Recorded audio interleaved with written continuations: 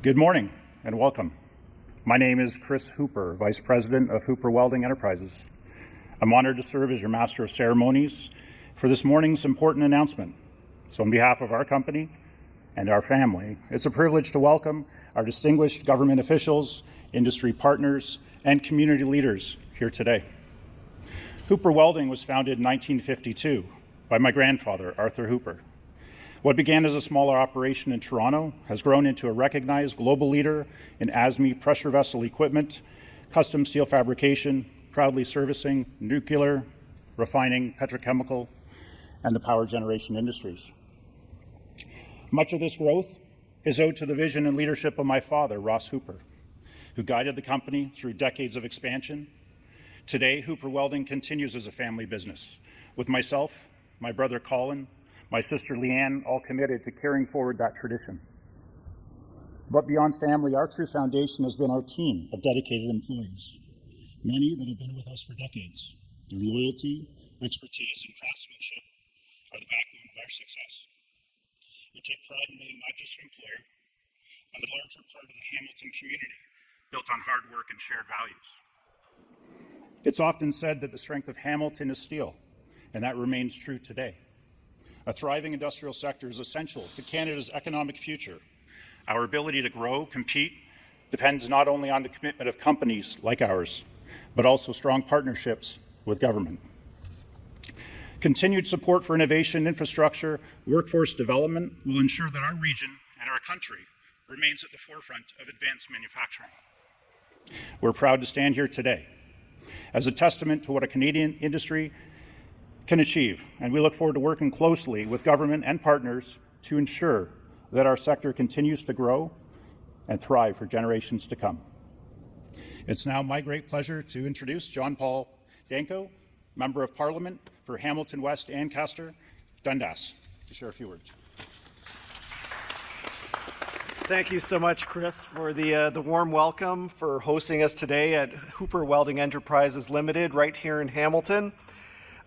First of all, I'd like to acknowledge that the City of Hamilton is situated upon the traditional territories of the Erie, Neutral, Huron-Wendat, and Haudenosaunee and Mississaugas, and that this land is covered by the Dish with One Spoon Wampum Belt Covenant. As the Member of Parliament for Hamilton West Ancaster Dundas, a lifelong Hamilton resident and a structural engineer, it's a real privilege for me to be here this morning with a company that I think reflects the hard work and innovation of Hamilton manufacturers and especially workers in the skilled trades.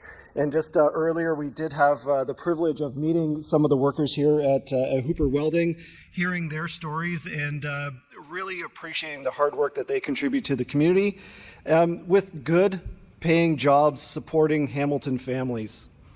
Hamilton has a long history as a center of industry and manufacturing in Canada.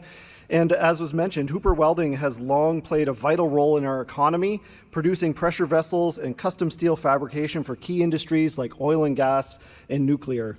And of course, we're here on port lands in the Hamilton-Oshawa Port, the busiest freshwater port in Canada.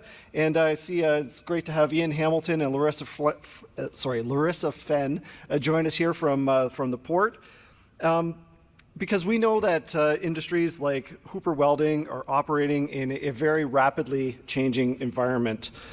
The illegal and unjustified U.S. tariffs on Canadian steel and steel products, rising costs and shifting global economic conditions are creating real pressure across sectors, but especially in the steel industry, the industrial sectors, and the manufacturing industries here in Hamilton. And these challenges are being felt deeply, impacting workers and families here in Hamilton and across the country. So our government is committed to taking action. This is not a partisan thing. This is about supporting businesses supporting workers, and supporting families. Canadian businesses, Canadian workers through this period of uncertainty. We're focused on strengthening Canada's industrial capacity, investing to protect Canadian jobs, and ensuring that communities have the support that they need to thrive. So with that, I am very pleased to welcome the Honourable Evan Solomon, Canada's Minister of Artificial Intelligence and Digital Innovation, and of course the Minister responsible for the Federal Economic Development Agency for Southern Ontario. And Minister Solomon is here in Hamilton to share what I think is some very important and exciting news. Minister Solomon. Thanks, John Paul. That's great.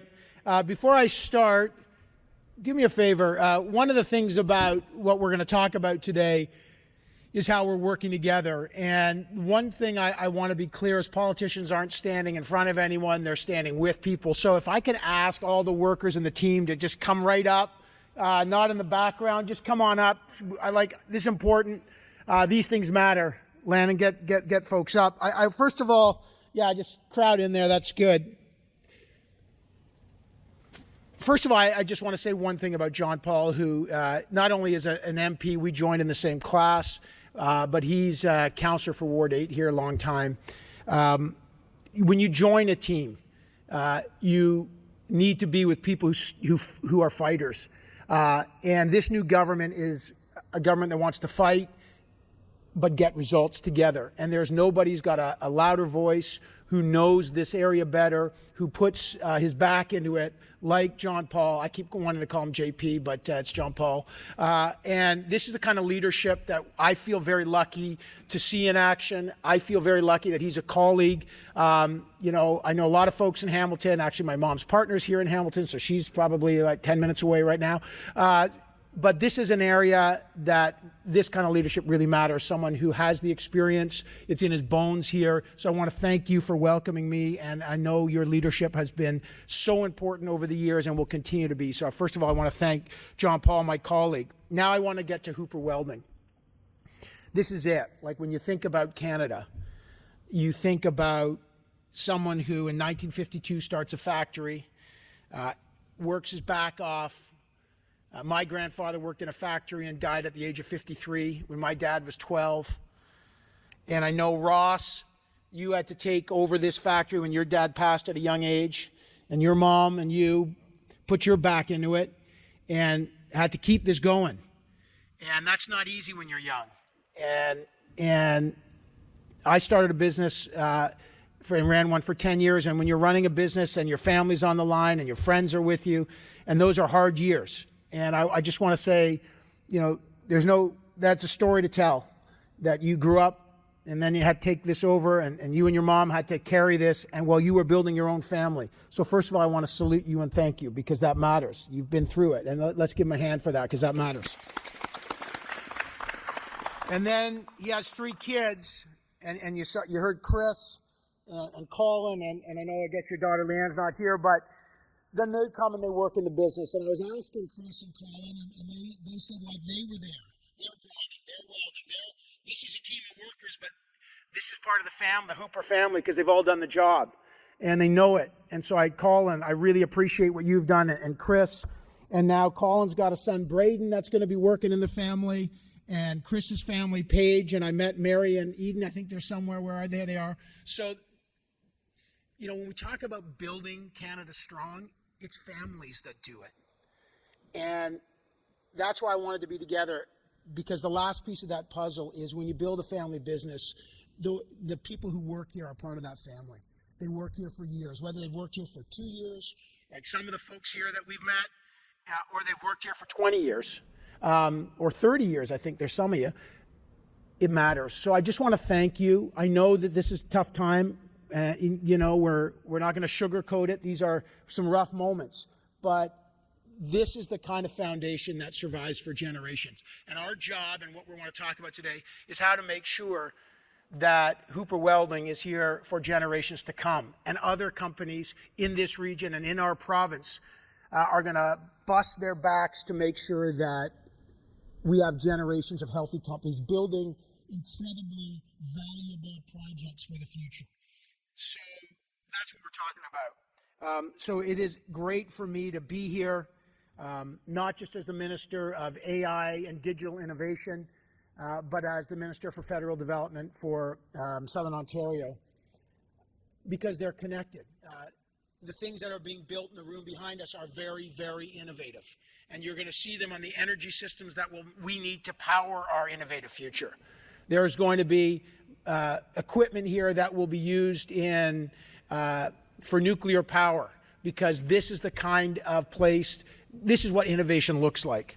As a manufacturer of pressure vessels and custom steel fabrications for the oil, gas, and nuclear sectors, the work at Hooper is integral to our entire innovation and manufacturing ecosystem, not just here in the Hammer, but across the whole country. In the words of Arthur Hooper, the founder of the company, and I love this, I think we should adopt this in our country, if it can be shipped, we can build it. So I just think that's an incredibly inspiring motto. Those words describe this company, but they describe the spirit of Canadian manufacturing. The ability to take on any challenge, the ability to build what the world needs, to ship it to every corner of the globe, and we've got the port here, from this port, which is a hub. The spirit is alive here at Hooper Welding, and it represents the spirit of this country that we need to fight for and preserve. Our country and our businesses and our communities and our families are facing a challenge. We've faced them before, but this is new, it's unique, and we all appreciate how serious it is. Notre pays et notre entreprise sont confrontés à un paysage économique en mutation. So we gotta adjust. We got to figure out this new reality. That means we've got to, as the Prime Minister, Mark Carney, likes to say, we've got to concentrate on trade and new trading partners. We've got to invest in our businesses that work. And we've got to build and secure partnerships to preserve our sovereignty. It means striking trade deals that are robust. The Prime Minister is in Germany today, striking new deals to do just that. It means building new partnerships and new investments, because when one company benefits, we all benefit. The Government of Canada is focused and laser focused on investing in Canadian workers and companies and protecting our ability to build for the future, to reinforce the competitiveness of our economy and our businesses, and to build the strongest economy in the G7. To address the challenges in these strategic sectors, and we know what they are: agriculture to autos, steel, aluminum. The Canadian government will soon announce more comprehensive industrial strategies to protect Canadian jobs, boost our competitiveness, buy more Canadian goods, and diversify our exports. We're focused on building on our strengths and building Canada strong. In a sense, we are about to enter a new age of industrial leadership. So we've got this incredible new innovative tool, AI, to help us, but it's the new age of entrepreneurship and a new age of industrial leadership. And that starts with bold nation-building projects that will connect our regions and transform how our economy works. And you will see those projects getting rolled out soon. Through our new defense industrial strategy, this is really important. $9 billion this year extra, so Canada meets its 2% goal at NATO this year. This defense industrial strategy is vital. We're catalyzing investment. We're building our own industrial capacity, our sovereign capacity, just like at Hooper Welding, and creating higher paying careers across the country.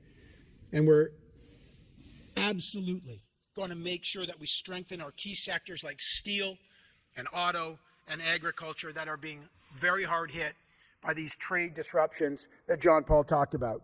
So, in short, Canada's going to move from reliance to resilience. We're building on our strength at home, we are opening new markets abroad, and we're creating new opportunities for Canadian workers and businesses. And I know we're going to get there because I know Hooper Welding is an example of the business owners and the working and the team here leading the way. Hard work, innovative work, high quality work, best in the world, best in class, bringing real solutions. That's the spirit that built this country, and that's the spirit that will continue to do it. So let me get to today.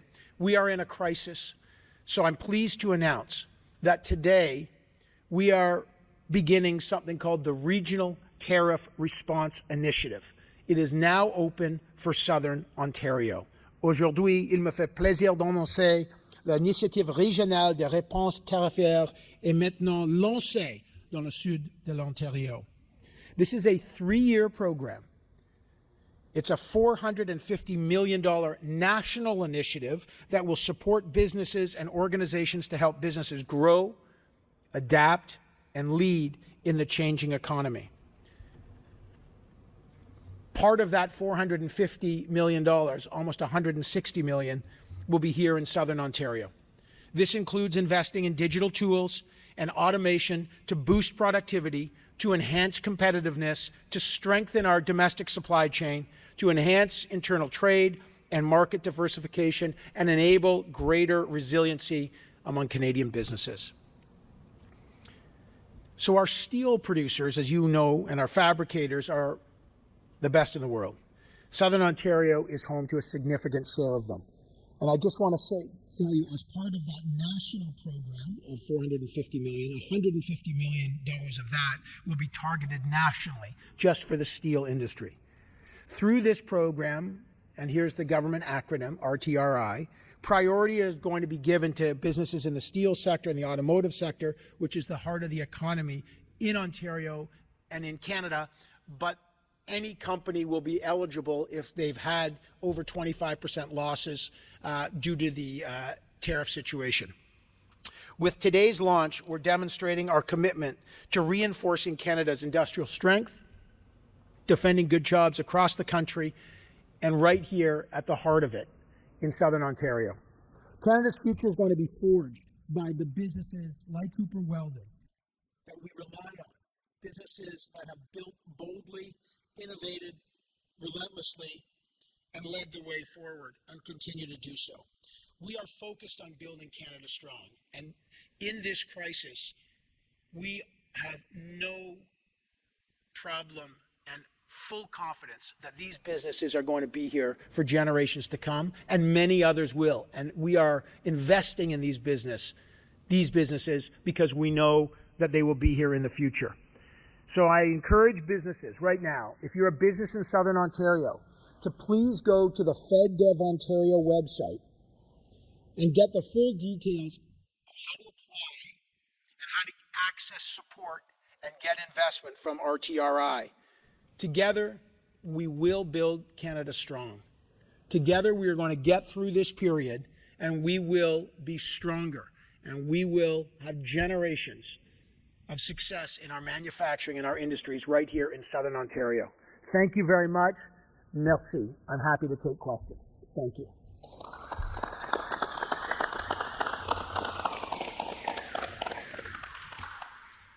So I think Peter's going to moderate. Yeah. Okay, so we're going to do one question, one follow-up.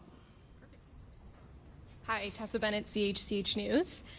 So what is the timeline like for businesses that apply for this kind of support before they actually receive the funding? So it depends on what they're asking for, obviously. The application are just open. The goal is to get it out the door very quickly. The good news is federal development, FedDev Ontario has a long history of working with a lot of these businesses, so we know there are criteria that businesses have to meet. For example, they have to show that they've had, for example, 25% losses. They have to have been viable businesses 2 years before the crisis. So there's a few criteria that are all there in detail. The goal here is to expedite it very, very quickly. Again, some of these are in the true spirit of federal development and our agencies, the regional development agencies. Some of them are repayable contributions, so zero interest loans that are repayable contributions, which is very normal. Some of them are grants. Nonprofits can also apply as well, so it's not just companies. We want to support communities that have been hit hard by tariffs. And how is the government communicating with businesses here in Hamilton, specifically the steel capital of Canada, to make sure that initiatives like this are tailored to support Hamiltonians to get them through this trade dispute? Well, three things, let me say. We launched it here. And we launched it here for a reason, because this is the heart of it. Southern Ontario works together, but Hamilton has played an historic role in driving our economy and our manufacturing, specifically in the steel sector and other sectors, and it will continue to do so in the future. Two, we've got great leaders like John Paul here and others who are here in the region. 3, the region, our team at FedDev Ontario has invested in many companies here and our partners. So we have a lot of experience on the ground here. So working with the FedDev team to communicate to not just the businesses that already know, but to kind of make sure that companies across the spectrum, not just here in Hamilton and the region, but we were in Windsor last week meeting the auto sector and many other businesses there to make sure that all businesses in Southern Ontario recognize that this new part of our FedDev funding, so this is on top of what we already give and invest in, this $160 million is very targeted, gets out the door quickly, and as you say, we need businesses to know about it so we can help facilitate these investments. Thank you. Thanks. Any other questions? Okay. Well, first of all, I just want to, again, let me just thank the Hooper family. Incredibly impressive. The one guy I didn't mention, can I mention, which that's on me, is Landon, who, come on, this is, so apparently, Chris told me, when they were building this facility in 2007, 2006, he basically had to live here to build this, and he's still here. But I just want to thank you because we're probably standing in a place safely with workers because of the work you've done. So I just want to thank you. Every single person here has contributed, so I really appreciate you being here as well, and thank all of you for being here. Thank you.